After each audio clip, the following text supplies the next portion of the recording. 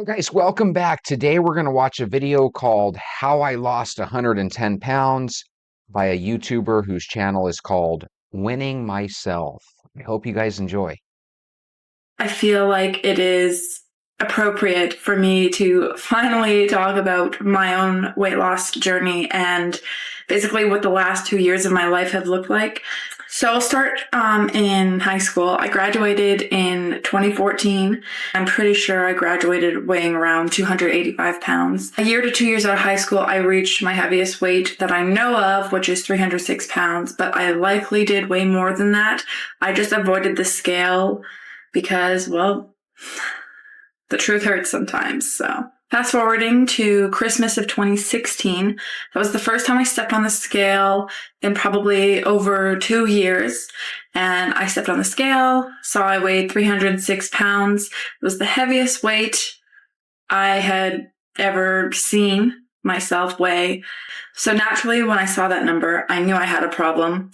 Every time before I had stepped on the scale, I'd weigh like high 290s, but in my head, I had it played out that as long as I was under 300 pounds, I was fine. I kept saying, oh, I'm fine. I don't weigh 300 pounds. I'm still in the 200s. That's like a safe place.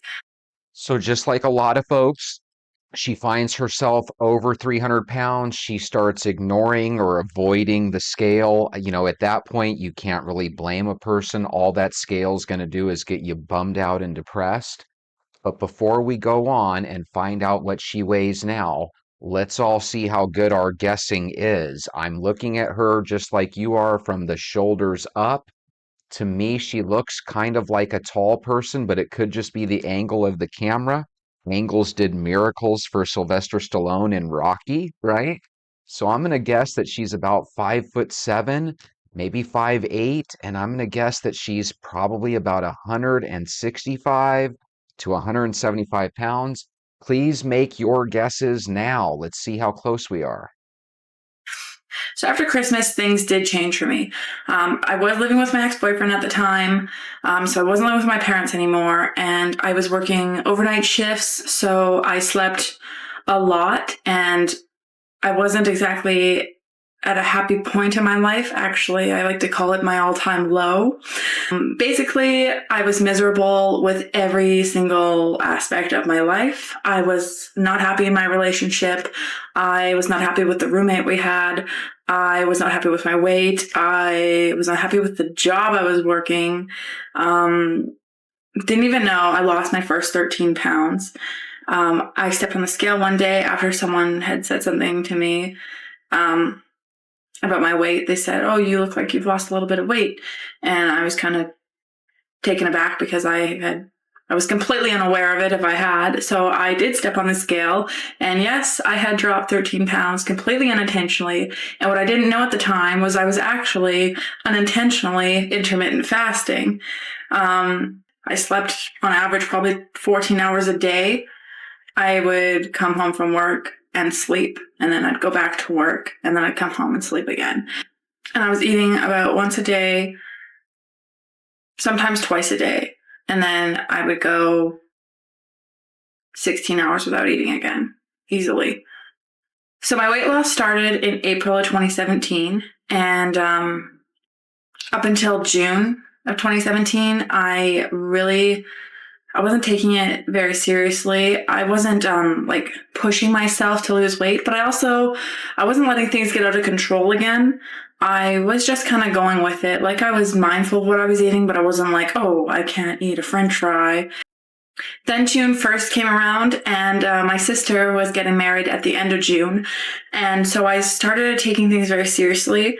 I was her maid of honor in her wedding, and I realized that there was going to be a lot of wedding photos, and I wanted to look as best as I could for those photos.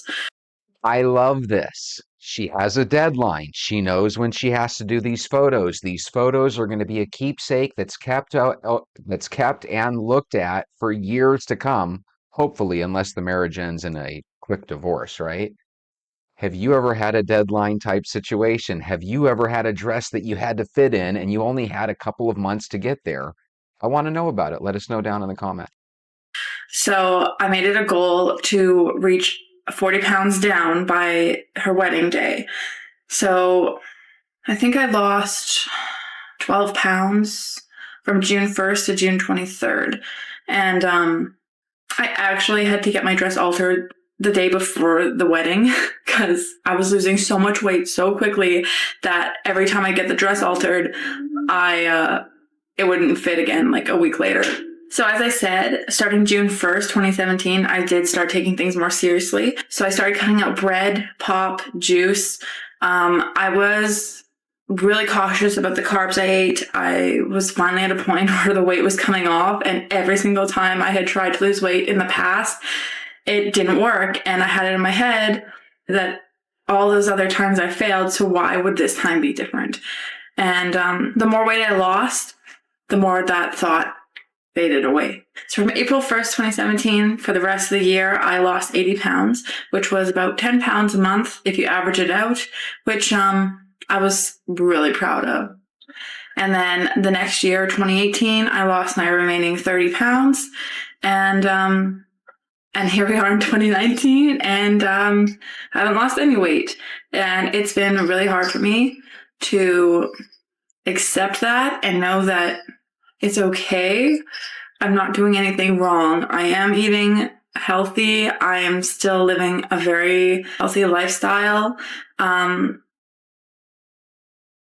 Things just work out the way they're meant to. And if I'm not meant to lose any weight at this point, then obviously I need to let that go. I did have a lot of battles along the way. I primarily fasted intermittently throughout my entire weight loss journey. However, I did go through a tough time where I had an inflamed gallbladder, I had gallstones, I was in chronic abdominal pain daily, and basically if I went without eating, I was in excruciating pain. So it definitely had a toll on my weight loss. So I had to get creative and find ways around it. I did have to stop fasting intermittently for several months, which really upset me. And the month leading up to my surgery, actually, I ended up completely losing my mind, knowing that, well, I had it in my head that I wasn't going to be able to eat anything good ever again, because without a gallbladder, you really struggle to eat high-fat foods.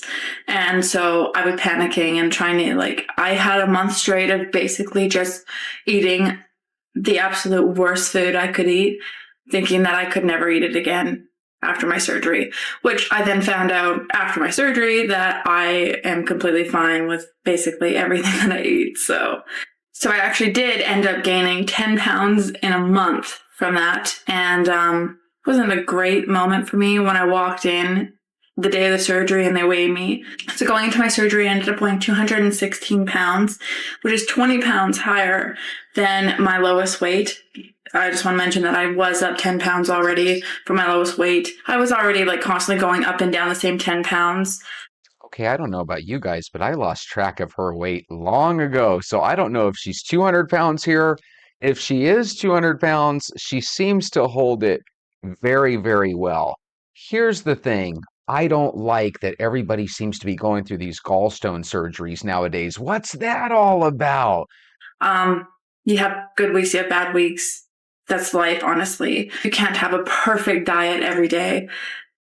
You'll go insane. So I ended up weighing 216 pounds for my surgery, was really upset about it. I felt awful, and I knew that I was heading in the wrong direction, so I had to turn things around, which I did. I lost 10 pounds in the first week back from surgery just because I was having such a hard time eating. I was in just so much pain, and I was so uncomfortable from the surgery. Every time I ate, it felt like I was going to explode. I could not eat. Honestly, I was probably eating 500, 600 calories a day. And not because I was like, oh, I need to get this weight off. It was not possible for me to do. I felt so awful for the first week. So here I am now, and I feel like I need to be completely honest and say part of the reason I'm stalling so much to reach a new lowest weight is just out of fear. I'm actually terrified to reach a size lower than I am now. I feel like I should mention I am 5'10".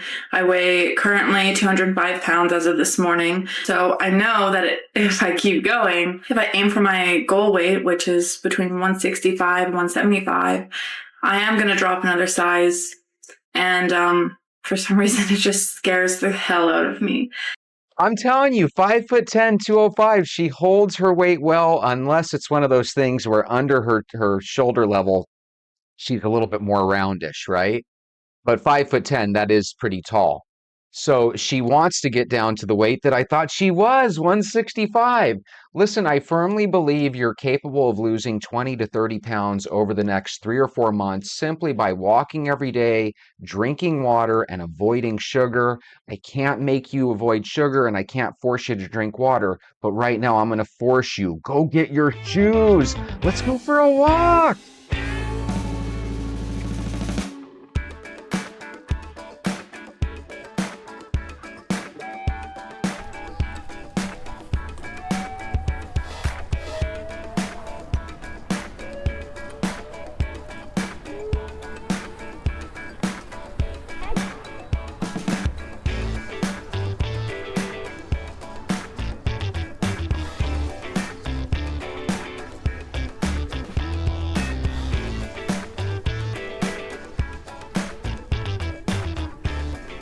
Good morning, venters.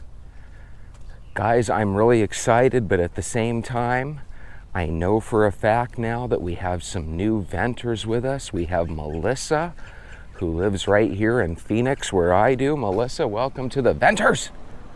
We also have a couple of other venters that have been popping in, leaving comments. Great to hear your comments. Keep them coming. Every time a new person leaves a comment, it makes my heart jump. And it makes me feel positive and excited. So keep those comments coming by the droves. I want to wish you guys a wonderful morning. We've got about 25 days left in our plan, in our goal. You know, what starts first off by just auditing your meals and adding a little 10-minute walk to your day. It should be progressing. You should be to the point now where you're walking with us for a half hour or more a day. It should be progressing to the point where you're drinking a lot more water than you are sweet teas and sodas and juices. And it should be to the point where you are trying to decrease your sugar in other ways each and every day. I got one of my neighbors picking weeds out of her yard. Whenever you do any yard work, you want to wake up super duper early. Guys, did you hear about the Mars InSight lander finding evidence of water, good old H2O, deep underground of the Martian terrain? I thought that was super interesting. So check this out. They have ways of determining through seismic activity or through seismic measurements. I forget what they said, but they have determined that there's water 7 to 12 miles deep underneath the Martian surface. I have absolutely no idea how they're able to determine this stuff, but the fact that they're able to sounds pretty impressive, pretty incredible. It raises the possibility that to this day there might be microbial life right there existing on Mars, and that more than likely there was more life forms there in the past because it used to be at the surface. And in case you're wondering how much water used to be at the surface, they believe that it was enough to cover the surface with a mile deep water. Let me say that again. All right, how are we going to say this, Jesse? And those same scientists believe that the oceans on Mars used to be filled with a mile deep ocean. That's pretty incredible. I don't know how the heck they figured that out. We've got LeBeau, also known as the Red Venter, walking towards me. Good morning, LeBeau. How are you? Good, thanks. How are you? Good, good, good.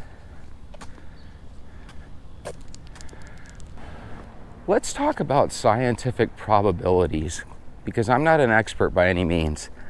But picture this, if you were to walk through a little field of rocks and you were to get $1 million, and all you have to do is get one of those rocks to go from the ground into your shoe, right?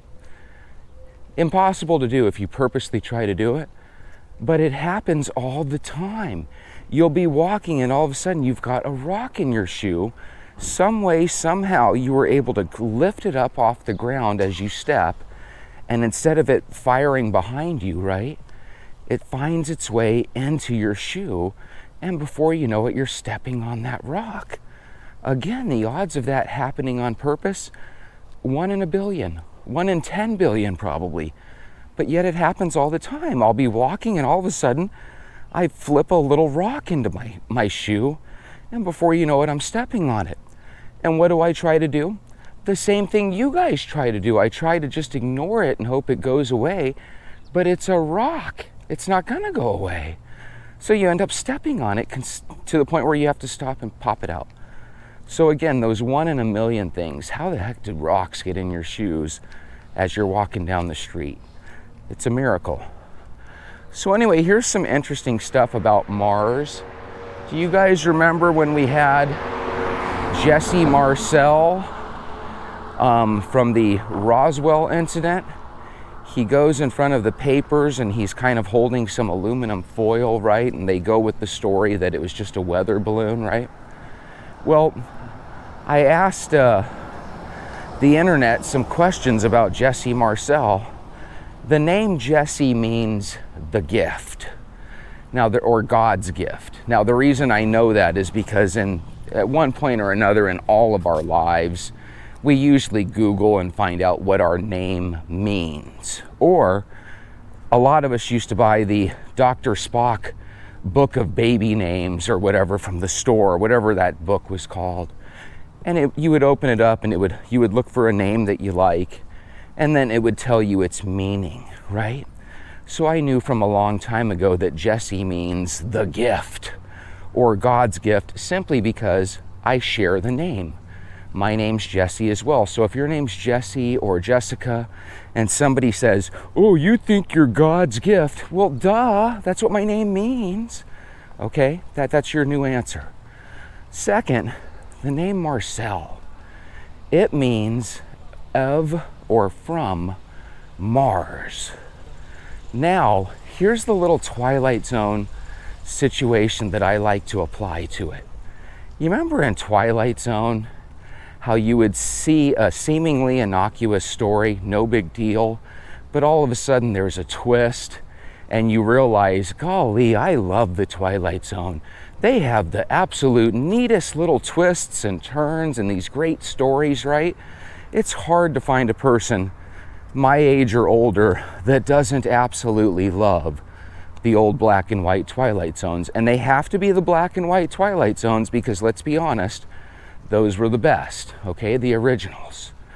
Now, why do I mention this?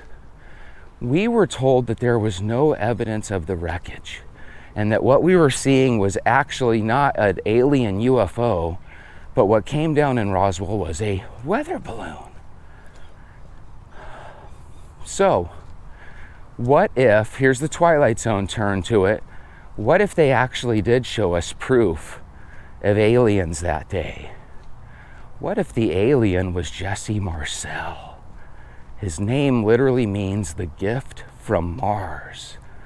Wouldn't that be crazy if Jesse Marcel was not some U.S. Air Force investigator, right? Wouldn't it be crazy if he was actually from the red planet? He was actually a Martian. Maybe his look is nothing more than a biological uniform. That would be crazy. Is that what happened? Probably not. He's probably just Jesse Marcel from the state of Louisiana, like it looks. His dad's name, and I forget what his dad's name was. It was just on the tip of my tongue. But his dad's name means servant of God. So if you want to do a little fun venture homework real quick, Google who's Jesse Marcel's dad. And I think his name is like Leonardus, but I forget the name. But if you look it up and then Google what's his dad's name mean, It means servant of God. So you've got this person, Jesse Marcel, his name means the gift from Mars, and his dad translates into servant of God. I just thought that was interesting. Again, it means absolutely nothing. Take it with a hill of beans, but when you grow up watching shows like Twilight Zone and Quantum Leap, oh my goodness, it just makes you have a better imagination than you would have grown up with if you didn't have access to those shows. Speaking of shows, here's another good one from the past that we all loved, MacGyver.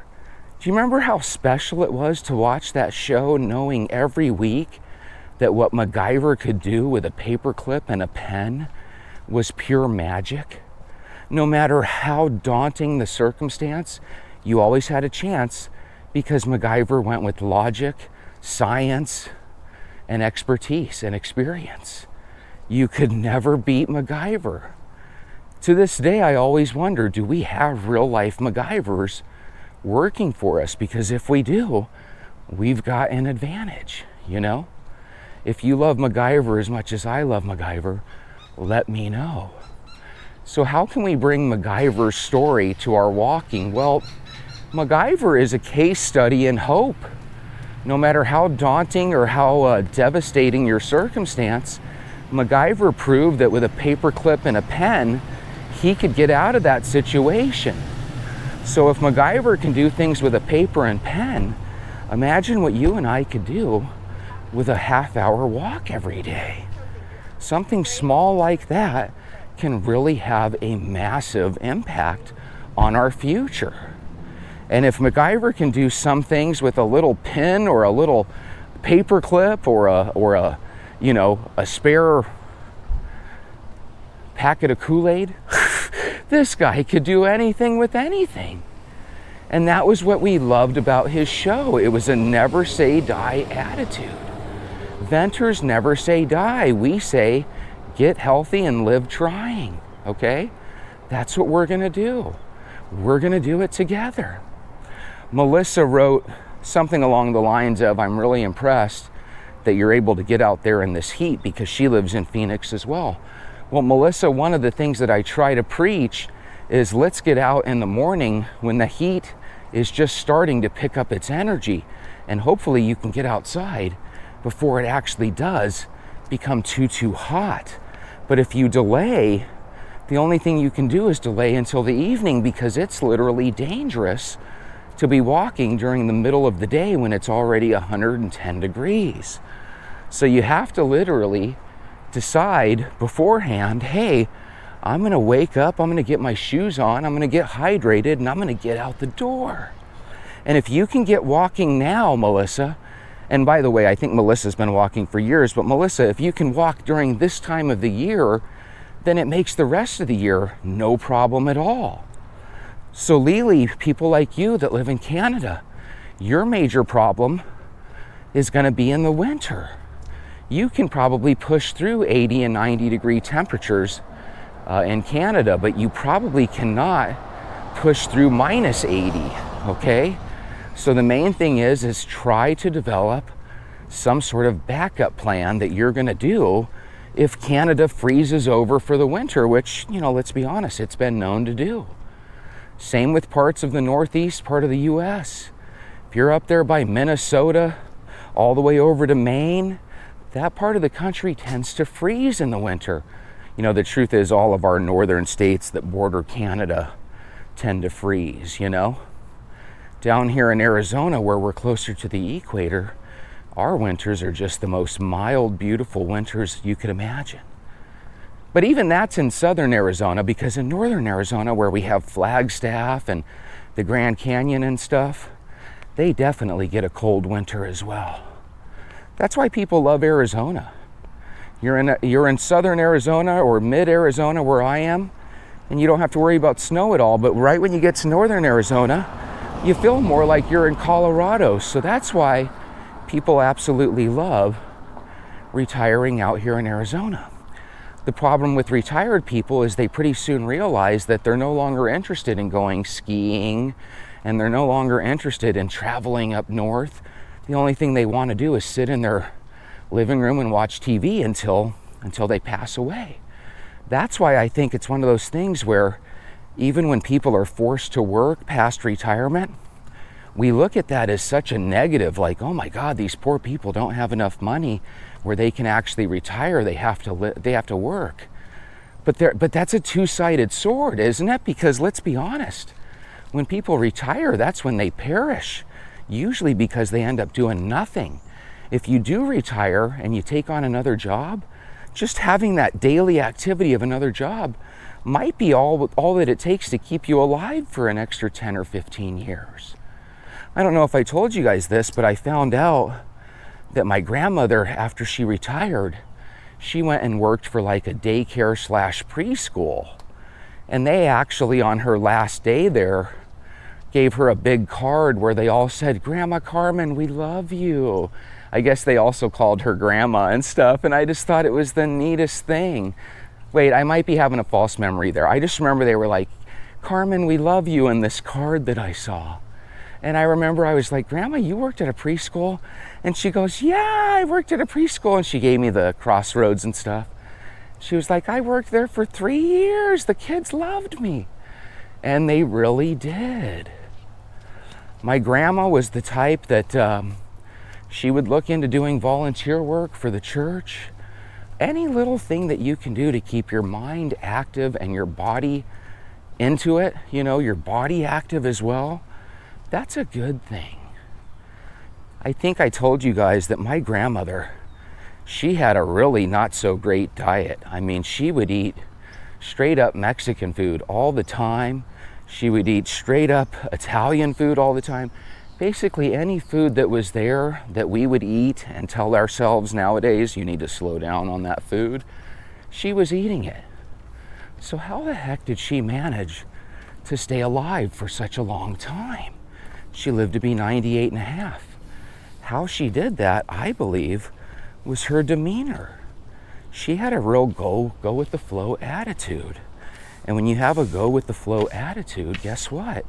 You're going to probably live a long time. She didn't let things bother her that bother most people, If somebody stares at you while you get on the bus, which I'm sure happens to a lot of people throughout time, the reaction of a lot of people is, "What are you looking at? You got a staring problem? What's the deal?" And they're ready to fight with a complete stranger.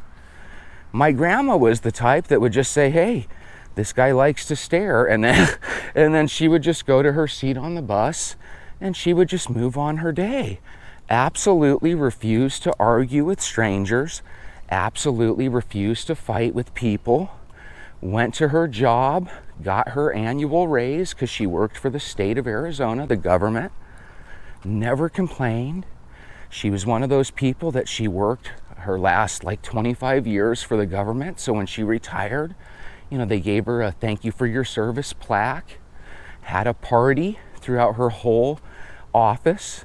The last 15 years, she got her sister, my great Aunt Minnie, a job there. So for the last 15 years of her life working, her and my great Aunt Minnie, her sister, were co-workers. Now, I don't know about you, but that is a pretty cool way to keep your sister into your life. She's your co-worker. So again, just to recap what we've gone over, wouldn't it be cool if Jesse Marcel was actually a real-life Martian that visited us and we actually got to see him?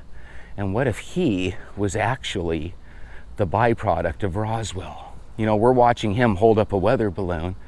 What if he was the actual Martian right there in front of everybody's eyes? That would be crazy. But again, that was what made Twilight Zone so cool, is you would have these stories where it was like, wow, what a great story. Let's watch another one. So you don't need color. You don't need a bunch of explosions. All you need in life is a good story. And sometimes you don't even need pictures for that. Just give me a book and I'm ready to go. That's why I wish people would read more often. What a great way to just sit there in silence and enjoy your day. Like I said before, I feel like silence isn't appreciated enough. By the way, what did you guys think of my silence take the other day? If you're having arguments at work, if you're having arguments with people, if you can fight them not with words and arguments back, but with silence, you're gonna win. Well, good morning, sir. How are you? It's getting warm out here.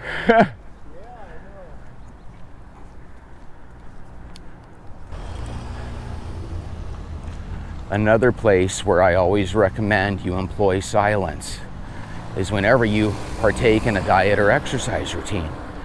Well, why? Because so many people start something and then they quit it 2 or 3 weeks later, that when you go in front of family and you declare out loud, hey, I'm doing this great diet and exercise routine and I'm going to be walking each and every day. Well, when they see you 2 or 3 weeks later and you're stuffing your face with, donuts and Snicker bars and Diet Cokes, then all of a sudden they realize, oh, you must have fallen off your diet and exercise routine again. So again, if you really want to impress people, don't let them know your plans. Just do it. And then that way what you can do is, after you've been doing it for 3, 4, or 5 months, and after you've lost 10 or 15 pounds, and you've made it your mind's goal that, hey, I'm gonna be a walker for the rest of my life, then you can go to them. And by the way, it's really cool when you can tell people your game plan and what you're doing to lose weight when they actually bring up the subject. Hey, Aunt Patty, you're looking like you lost 15 or 20 pounds. And then imagine how awesome you'll feel when you can say, I did lose 15 or 20 pounds. I'm a venter. And they'll be like, what's a venter? And then all of a sudden you're telling them about how venters are the greatest people in the world, right? And all of a sudden they're wanting to become a venter too. By the way, if you have overweight family members and you want to get them walking with you, you don't need magical words. What you need is magical actions. If all of a sudden you go up to your niece or nephew and you say, hey, Bobby Sue, I've lost 25 pounds, and they notice, hey, oh my God, you're skinny, what are you doing? That's when you can say, I walk every day and it only takes about 2, 3, 4 months. Do you want to walk with me? That's how you get Bobby Sue to walk with you. That's how we get Bobalina to ditch that boyfriend at work, get back with her husband, and start walking every day. In case you guys don't know who Bobalina is, one of our viewers has a situation where 2 of her co-workers looks like they're starting to have an in-office affair. And that in-office affair is kind of starting to become a real cramp on their marriages, because both of these co-workers are actually married. Guys, if you're debating doing hanky-panky with the co-workers and, oh, by the way, you're married, that's where you really need to take about a week's worth of walks, and you need to start asking yourself, is this something I really want to do? Because they say that you get people the way you lose people. What's that mean, Jesse? It means if he or she is cheating on their husband or wife to date you, guess what? When you're with them, they're going to be dating other people to get away from you. And you're probably going to be doing the same thing. So again, usually when we make the decision, I'm going to leave this relationship I'm in to go with this other person, not because they're a better person than my spouse, but because maybe they look better than my spouse. Maybe they're 5, 10, 15 years younger than my spouse. But man, I'm telling you, if you read that story through to its conclusion, it almost always has a horrible ending. You end up leaving your husband or wife of 15, 20 years for these yahoos, and then they end up leaving you 5 or 6 weeks or 5 or 6 months later, and before you know it, you're begging your ex-husband or wife to take you back because you made a mistake. Well, number one, let's think about what you're asking your ex-wife and husband to do. You're asking them to just kind of forget about the fact that you went outside the marriage. That's really almost impossible. And then guess what? For the rest of your day, they're going to be looking at you thinking, I can't trust you. You're not loyal. Every time there's an argument, they're going to be able to come back with, well, at least I didn't cheat on my spouse like you did. And so what you're going to do is you're going to hold that against them. So for the rest of your life, you're going to have a wayward eye. Why? It's not that you're not willing to try to be with your husband and wife again because they're willing to forgive you, but it's because deep down they're not willing to forgive you because it's almost impossible to forgive those things. And so you're going to end up using that as the reason that you ditch them the next time. What do you mean? Well, imagine this, Bob. Imagine you go out on your marriage. Your husband or wife forgives you. Every time you have an argument, you feel like they bring up the cheating part, right? And pretty soon you start to use that as ammunition for the next time you cheat. Well, you know, since I cheated that first time, my wife has never really quite acted the same, so I feel like things have changed. Well, of course things have changed. Your wife knows you're a scoundrel now. Who wants to be... Scoundrels don't deserve trust. Well, I haven't cheated in 6 or 7 weeks. Who gives a shit? Jeff, is that you? Hey, Jeffy. Jeff, it's good to see you. How are you? Good, good. I'm doing a YouTube channel. What? Bye-bye.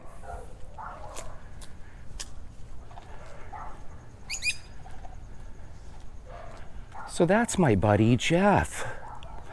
So the other day, about 5 months ago, I walked by his house. There's an ambulance out there, and apparently it wasn't him or his sister.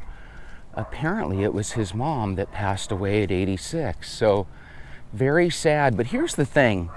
I think it's sad when your relatives die early. With my grandmother, although I miss her all the time, because she lived to be 98, it's hard to be upset at circumstance or at life or at God when, you know, when you're given the opportunity to be in your grandmother's life for such an extended period. Because let's be honest, a lot of us never met our grandparents because they passed away before we were old enough to really meet them. So when you have a situation like I do, where I was able to live into my mid-40s with my grandmother still being there, that's a real blessing. So I'm glad to hear that Jeff's mom at least lived to be 86 and a half. That's probably a good, 5 years longer than the average woman lives. So that's a real gift when you get that much time. And who knows, maybe his mom was kind of suffering and such. So maybe it's a blessing, you know, that she passed. But yeah, back to what I was saying. When you cheat on your husband or you cheat on your wife, you're putting yourself in a situation where it's almost impossible to save those relationships. Even if your spouse is willing to forgive you, you're still going to be kind of a piece of junk in their eyes for the rest of your life. When push comes to shove, you weren't loyal. You let your spouse down, you know? And if there is a such thing as what goes around comes around, man, your future's gonna suck.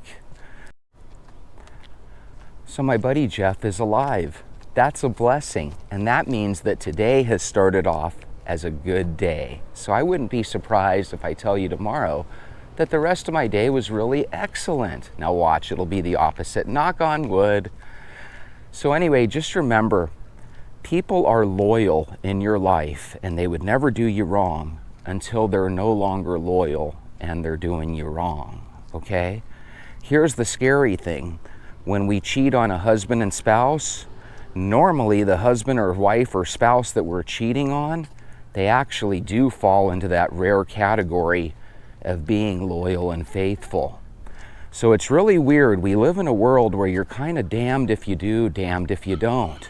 If you make a decision, I'm not going to go out of my marriage, I'm not going to cheat on my significant other, then there is a chance that they're going to take that role, right?